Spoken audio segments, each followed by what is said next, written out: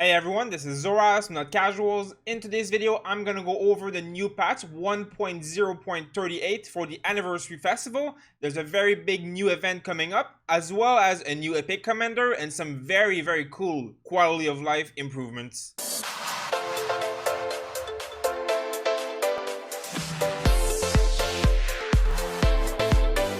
So before we get started, I just want to remind you guys that we have a lot of Rise of Kingdom content that just came out recently and more coming out, including some gameplay videos from our KVK, highlights of the fights and the amazing report that came out of that, as well as some very important KVK guides and information. So if you're into that, please make sure to check it out and subscribe to our channel for a lot more.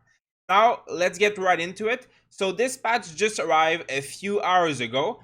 Basically, it's about the Anniversary Festival of Rise of Kingdom. So Rise of Kingdom has every year from the day it launched, will have some kind of event relating to their anniversary. So this is coming up within 2 weeks after the update. So it could be any days within the next 2 weeks.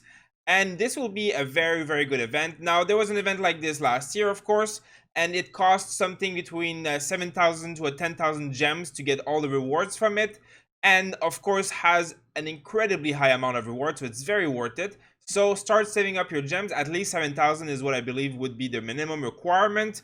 You'll also get some special event where you get to climb the heights. So basically it's going to be a power pushing event for a special city skin that we'll show you later, as well as there's going to be some new events with celebration cake. So you're just going to collect cake with your alliance most likely and get another city team there.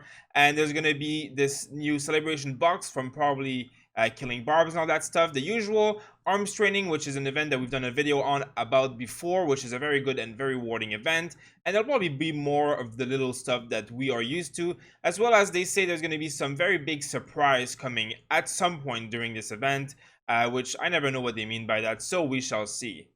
So the first thing I want to talk about is this new change in moving your armies. So as you can see, you can click in some random spot anywhere. It doesn't have to have anything. And it will give you the option to either teleport there or march there. It also tells you who owns that area, which alliance owns this. Now, this can be very small as a change for most players, but it also will really help in a lot of little circumstances to make your life easier.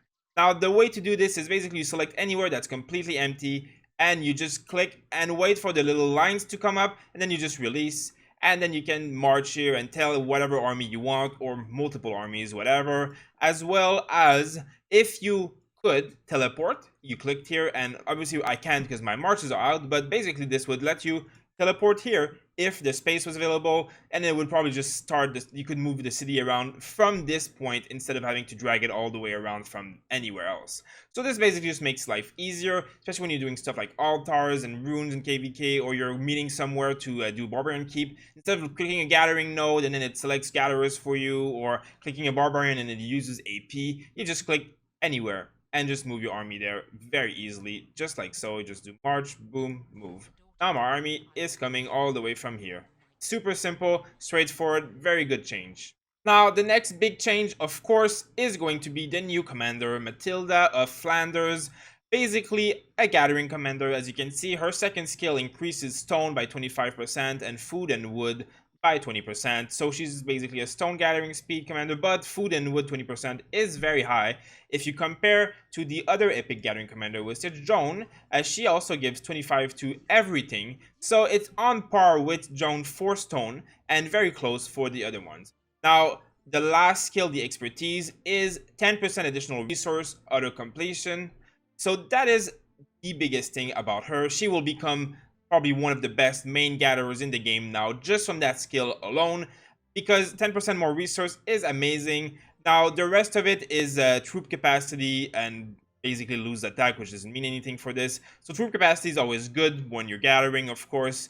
And the first attack is just some skill damage thing that will never be used because nobody's going to use her as anything but gathering. And the last one here, siege units are stronger. So when you don't fight with siege units, you will get boosted because you're never going to fight with siege units.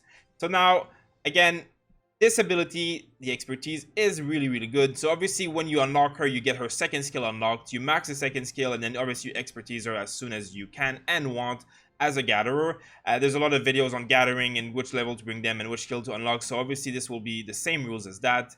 Of course, Constance also has this ability here, which gives a resource bonus of 10% at the end, but gives it in gathering packs. So they're very similar in that way, and that's why they're going to be two of the best gathering commanders in the game. Now, there is going to be no other use other than that. She has the gathering talents, of course, so you'll have to unlock her by going into golden keys in the tavern. And she will also be in the expedition at times in the metal store, so that will be another way to get her pretty easily.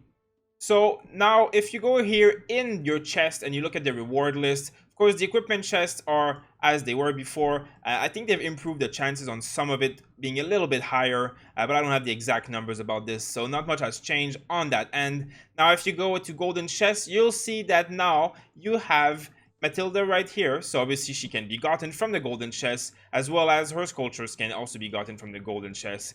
Now, I've also been told that the probability of legendary commanders and some other stuff in here has been increased slightly, so there's more chance of getting these commanders, but there's also one new commander, which means that your chance is probably about the same or maybe slightly higher. So you do have more chance of getting good commanders, but then you have more chance of getting bad commanders that you don't want once you've had them already. So it's just an added thing to the golden chest. Now, I wish they changed a little bit more about this, but for now, it is what it is.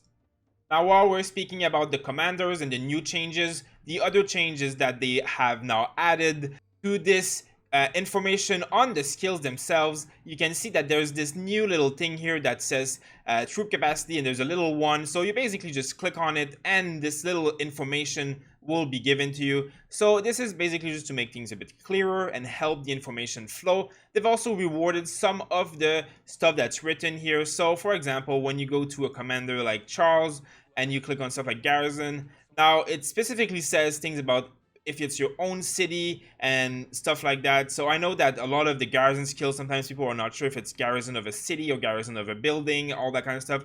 So now it clearly says when it's the city or not, as well as there's going to be other little change for a lot of the definitions. So for example, if you go here, you can see that this entire ability has now been described in details. The English is a bit clearer, and as well, if you click on all of these buttons, you have all of this information. So this is all stuff that people are not sure about. Where does this poison come from? Oh, there we go. It's Terminus' ability that does poison now. What is this exhaust? Here you go. It's explaining to you what it means, as well as just giving you information about it. I find this very, very useful because there's a lot of information in this game, so often sometimes you don't really know what it all means. Instead of having to always watch or read up on this information, you can now find it directly in the tooltip, which I find a very, very good change and will help us clarify stuff that we were not sure about before. Now, another great change here is that they basically made it so that when you are out of AP and you're trying to consume a move, like my move here would cost me 98, so I'm attacking barbarians. Of course, I don't have enough AP, so it lets me use my AP like I used to before, no problem. But also you can now purchase a potion directly here, which would give you the AP, wouldn't just store the potion for you, and basically means that you have kind of like an easier way to buy AP with potions for gems. Now the price hasn't really changed, it's just kind of like simplified way of doing so, which I find much better than the old way, which was in your character profile and it was a bit weird. Now comes the city skin. There is 3 different new city skin that will be coming up that have been added into the game. Now if you go in your city skin, all at the bottom, these last 3 are the ones. The first one is the Hall of Treasure. Comes from Lucerne Scroll, so the new season is starting a few days from now, I'm guessing. So that will be infantry defense, archer attack. That's not bad, that's not the greatest. That's actually a pretty decent skin for infantry if you don't have one. I would prefer maybe health to defense, but defense is a good stat for infantry, so I would say in all this is a pretty good skin. Most people will get it from doing the Lucerne Scroll anyways. Definitely a good skin for me personally because I am infantry, so I will like having the option between this and the health one that I have right now. Now, moment of celebration, also another epic skin from the 2020 anniversary that is going to start pretty soon. It's a very cool looking skin. As you can see, there's a lot of balloons and stuff popping everywhere. I love this kind of effect. Archer health 5%, infantry attack -5. So kind of a useless skin at the beginning of the game for us. We don't really use archers that much, but a good archer skin nonetheless for those who use it, and a very cool looking skin in general for everyone. Most people will probably be able to get this skin from simply doing the normal stuff. I'm guessing maybe it will be included the 7,000 gem that you have to buy, but that always is super worth it. Now lastly, Road to the Crown. Now that is the legendary skin that will come from the power pushing event. It's an even cooler looking skin, and it's an amazing cav skin, especially for rallies and in the future with Attila Takeda. 10% attack is amazing. Of course, it's not great if you're anything but cav, but this will be, I think, a very looked after skin, a very good skin. Obviously, it will come for that event where you're going to have to push power. It's going to be hard to get it if you're not a spender or well, but this will be very cool to see because I think this is a very good skin and a very cool looking skin. We're also going to get new name plaques. So the first one will be To Me, whatever that is, from the Lutheran scroll. So it looks like this. Pretty cool one. This is going to be pretty basic stuff that everybody's going to get. Now we get Rights of King from the new bundle that will come out. So obviously that bundle will be amazing value, and this will give you a nice little city plaque like this. And the last one will be the Brilliant Sunbeam. Now, we don't exactly know where that's going to come from. It's going to be event in general, so it's probably going to be pretty straightforward. And this one looks this way and will be available as soon as the event launches. Now, same thing with the avatar frames. So you'll get this new one from the Lutheran Scroll again.